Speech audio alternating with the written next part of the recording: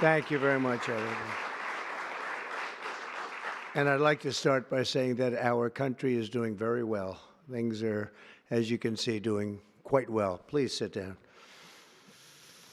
Before we begin, I just want to announce that I signed a proclamation a few moments ago honoring the 250th anniversary of Patrick Henry's famous speech to the Second Virginia Convention, in which he declared very well-known, very famous words, "Give me liberty or give me death." Has anyone heard the phrase? I think most of you have.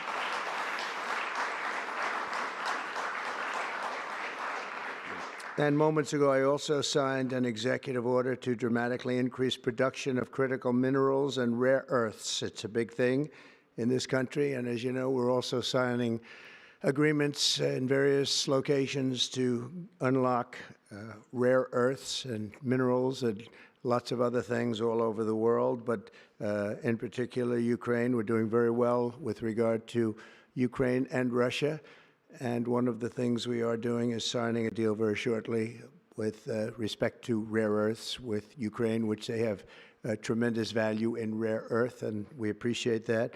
And we spoke yesterday with, as you know, President Putin and President Zelensky, and we would love to see that come to an end, and I think we're doing pretty well in that regard. So hopefully we could save thousands of people a week from dying. That's what it's all about. They're dying so unnecessarily, and I believe we'll get it done. We'll see what happens, but I believe we'll get it done.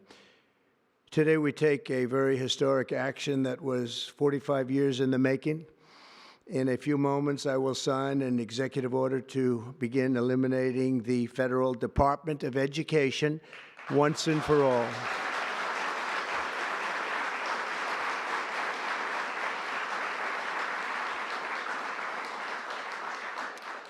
And it sounds strange, doesn't it? Department of Education, we're going to eliminate it, and everybody knows it's right. And the Democrats know it's right, and I hope they're going to be voting for it, because ultimately it may come before them, but everybody knows it's right, and we have to get our children educated. We're not doing well with the world of education in this country, and we haven't for a long time. And we're pleased to be joined today by the woman who I chose because she's an extraordinary person, and hopefully she will be our last Secretary of Education, Linda McMahon. Linda, thank you. Thank you very much. That's another interesting statement. It's an interesting opening, right? But it's true, and it's been amazing how popular this has been. I tell people that this is what I'm doing today, and they say, oh, it's about time. Everybody says it. Republicans and Democrats have said it. They're all saying it. Also with us are some terrific people. Governors Greg Abbott. Greg, thank you very much. Governor Ron DeSantis, thank you very much, Ron. Mike Braun, congratulations on your victory, Mike. That was a big one. Mike DeWine, thank you very much, Mike. Jeff Landry. Jeff, thank you very much, Jeff. Bill Lee, thank you. Governors, all governors. Brad Little. Brad, thank you very much. Where are you, Brad? Hi, Brad. Jim Pilen, thank you very much, Jim. And Kim Reynolds. These are all people very interested in education. And I even see Dan Patrick over there, my friend Dan Patrick. We're joined also by Representatives Tim Walberg and Virginia Fox, Rick Allen, Michael Rulli, and again, Dan Patrick. Thank you very much, Dan. You've been a great friend of ours. And State Attorneys General Ken Paxton. Ken, I see you there. Andrew Bailey. Andrew, what a job you've done, Andrew. You have some good cases going. You've done a great job. Thank you very much. And co-founder of Moms for Liberty, Tiffany Justice. She's been a hard worker. Thank you. Thank you, Tiffany. When President Carter created the Federal Education Department in 1979, it was opposed by members of his own cabinet, as well as the American Federation of Teachers, the New York Times editorial board, and the famed Democrat Senator Daniel Patrick Moynihan. History has proven them right, absolutely right. After 45 years, the United States spends more money on education by far than any other country, and spends likewise by far more money per pupil than any country, and it's not even close. But yet we rank near the bottom of the list in terms of success. It's an amazing stat. Those are two stats you don't want: the most money spent per pupil, and you're at the bottom of the list. And that's where we are, like it or not, and we've been there for a long time. 70% of 8th graders are not proficient in either reading or in math. 70%. 40% of 4th graders lack even basic reading skills, can't read. Students in our public elementary and middle schools score worse in reading today than when the department opened, by a lot. In Baltimore, 40% of the high schools have 0 students who can do basic mathematics. Not even the very simplest of mathematics. I said, give me your definition of basic, and they're talking about like adding a few numbers together.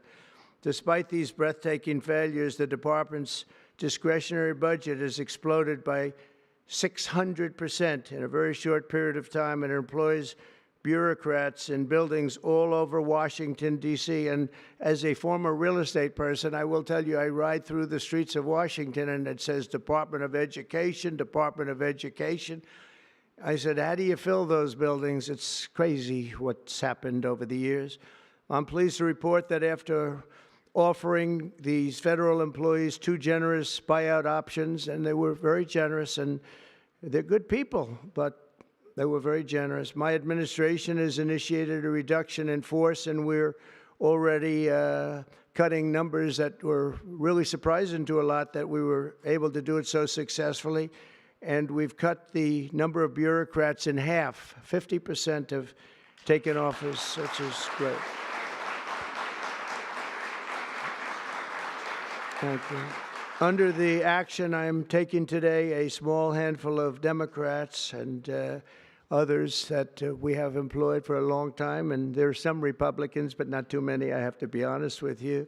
But the department's useful functions, and such as, and they're in charge of them: Pell Grants, Title I funding, resources for children with disabilities and special needs will be preserved, fully preserved. They're all going to be so. If you look at the Pell Grants, it's supposed to be a very good program. Title I funding and resources for children with special disabilities and special needs, they're going to be preserved in full and redistributed to various other agencies and departments that will take very good care of them. And that's very important to Linda, I know, and it's very important to all of us.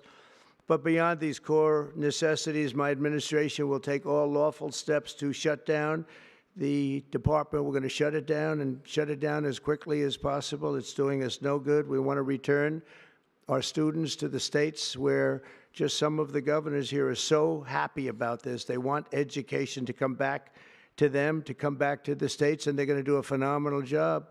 You know, if you look, Denmark, Norway, Sweden, I have to tell you, I give them a lot of credit. China's top 10. And so we can't now say that bigness is making it impossible to educate, because China is very big.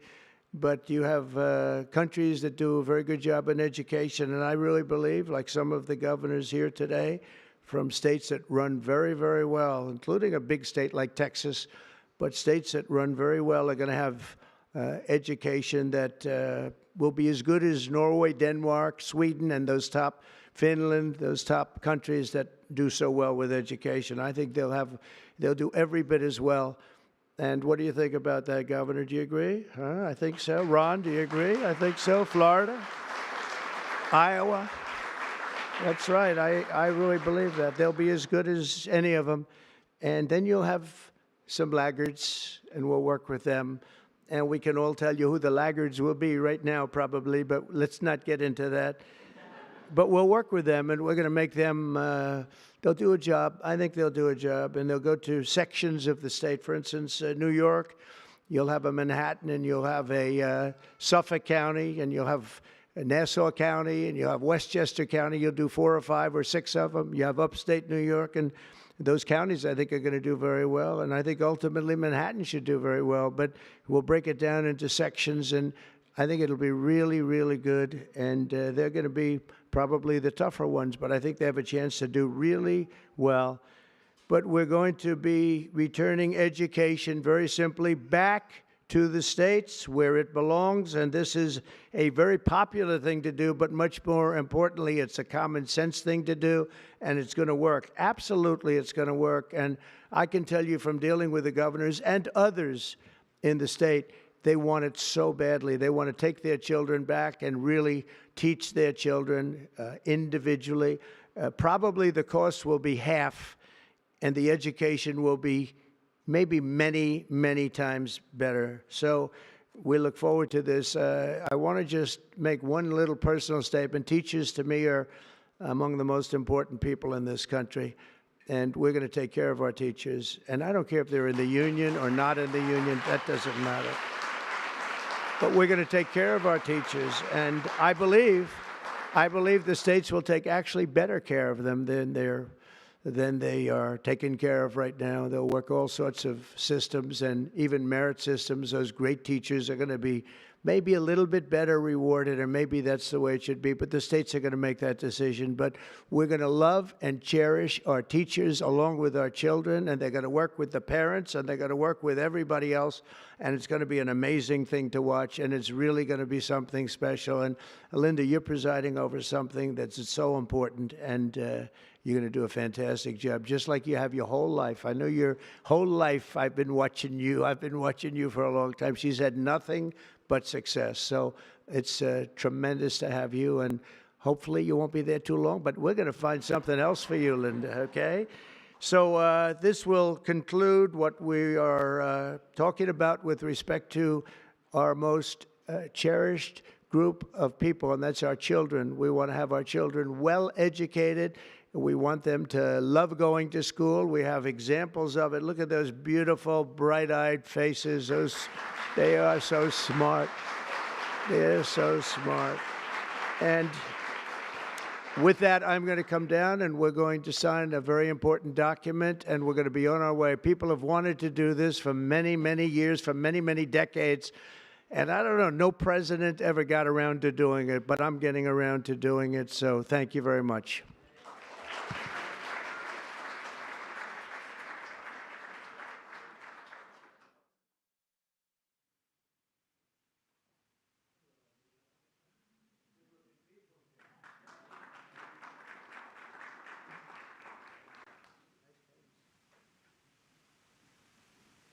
Should I do this?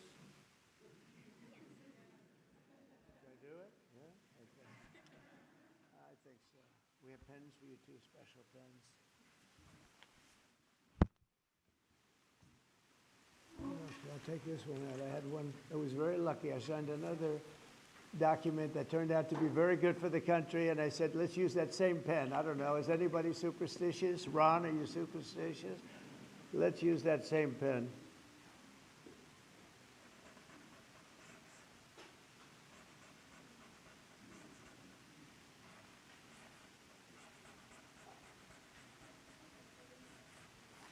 Okay.